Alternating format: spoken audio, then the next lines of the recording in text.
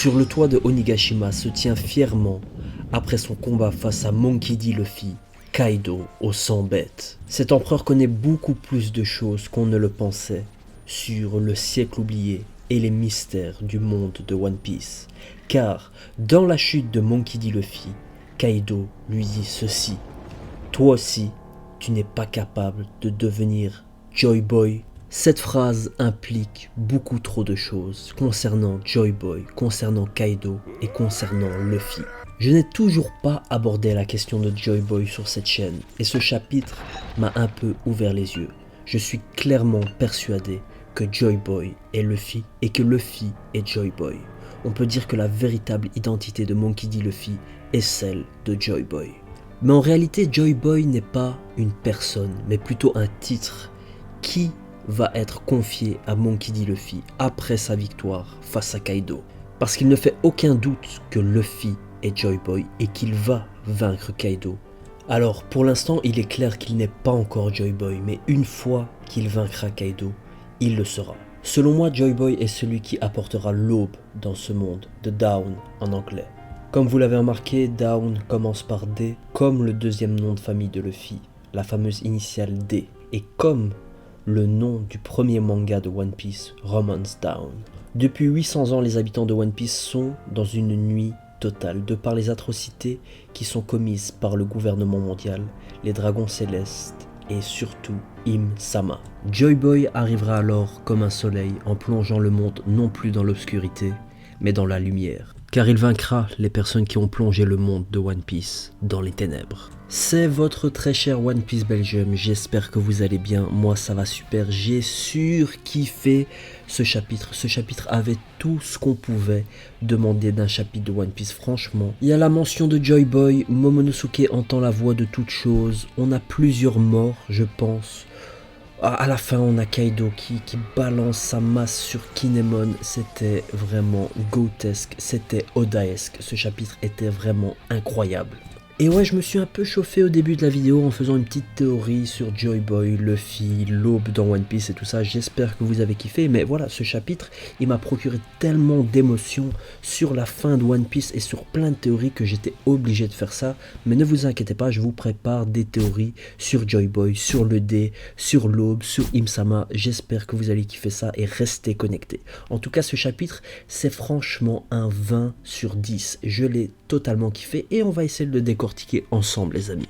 Alors premièrement, on a la suprématie, l'hégémonie de Kaido face à Luffy. Et oui, Luffy a bel et bien perdu et on le voit dans ce chapitre, il a clairement sombré dans la mer. On le voit dans une petite case, lors de la double page où on voit tous les personnages de Onigashima, on voit Luffy en train de couler dans la mer. Maintenant, qui peut bien le sauver? Parce que plus personne ne peut le sauver en vol, quelqu'un doit le sauver dans la mer. Et j'ai une petite théorie par rapport à ça les amis.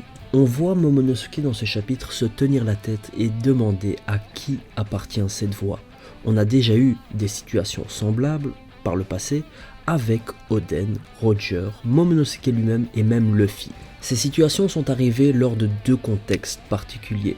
Un avec les rois des mers et deux avec Zunisha. Donc selon moi, il est clair que Momonosuke entend soit la voix d'un des rois des mers ou des rois des mers ou soit la voix de Zunisha. Cela veut dire que Luffy va être sauvé dans la mer par l'une de ces deux créatures.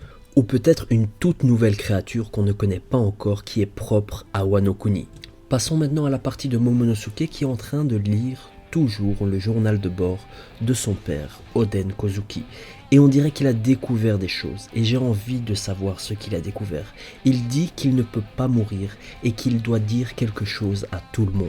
D'après moi, s'il ne doit pas mourir, c'est qu'il a pris connaissance de la prophétie concernant Joy Boy et la fin de One Piece tout simplement. Et dans cette prophétie, il est mention d'une princesse sirène, bien sûr Shirahoshi, et peut-être d'un prince Kozuki. Et c'est là où il dit qu'il ne doit pas mourir parce qu'il est le prince Kozuki et que peut-être que Momonosuke est Uranus tout simplement, comme la princesse sirène est Poséidon. De ce fait, Momonosuke doit dire à tout le monde qu'il est Uranus et qu'il sera utile lors de la bataille finale contre le gouvernement mondial. Cette même bataille qui apportera l'aube dans l'univers de One Piece. Et d'ailleurs, comment j'ai pu oublier de mentionner le fait que Kaido connaît Joy Boy tout simplement. Comme je l'ai dit dans l'intro, on l'a clairement sous-estimé niveau histoire et niveau siècle oublié. Je ne vois qu'une seule possibilité concernant le savoir de Kaido, concernant le siècle oublié, et c'est Rox dit Xebec. Je pense que Kaido a appris des choses sur le siècle oublié par rapport à son ancien capitaine, Rox. Mais ce qui est quand même interpellant, c'est le fait qu'ils disent à Luffy « Toi aussi, tu n'es pas capable de devenir Joy Boy ». Ça veut dire qu'il y a d'autres personnes dans l'histoire de One Piece qui ont tenté de devenir Joy Boy. Et on peut penser clairement à Goldie Roger, Kaido peut-être lui-même, Rox lui-même. On ne sait pas, en tout cas, ça promet du lourd pour la suite et je ne sais pas vous, mais moi je n'ai qu'une seule envie, c'est d'être à la semaine prochaine pour lire le chapitre 1015 de Kaido parce que j'ai trop de questions en tête et même si le chapitre 1015 va pas révéler des informations concernant Joy Boy et tout ça, j'ai trop hâte.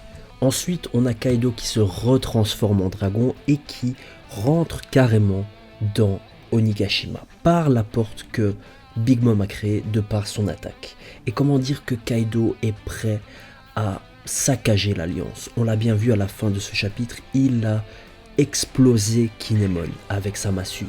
Et même Bao Huang a fait une annonce concernant la victoire de Kaido face à Luffy. Et elle dit très clairement que Kaido arrive pour balayer les ordures de Onigashima.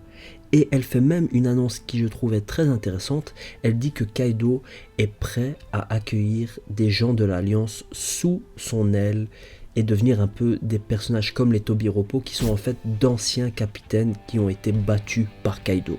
On peut clairement dire que Kiku et Kanjuro sont morts et ça fait du bien de dire ça, ça fait du bien d'avoir un peu des impacts dans cet arc de Wano Kuni, des morts.